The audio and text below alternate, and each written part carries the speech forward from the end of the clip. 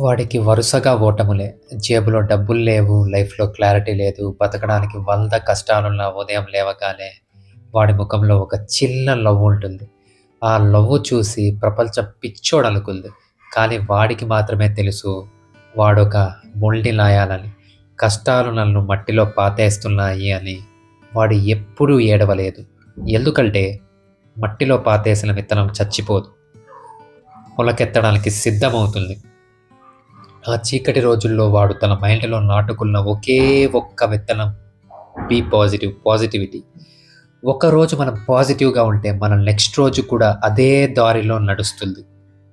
నువ్వు గుడ్డిగా పాజిటివ్‌గా అడుగులేస్తే చాలు. ఈ ప్రకృతి ఊరుకోదు మిత్రమా.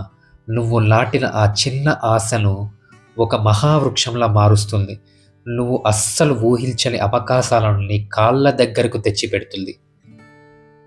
ఈరోజు జీరో నుంచి హీరోలైన ప్రతి సక్సెస్ స్టోరీ వెనుక ఉన్న అసలైన సీక్రెట్ ఇదే. ప్రకృతి ఎప్పుడూ నీకు అప్పుపడి ఉండదు. నీ కష్టానికి వడ్డీతో సహా తిరిగిచ్చేస్తుంది. Be positive. Subscribe to really talks Telugu. జై హింద్.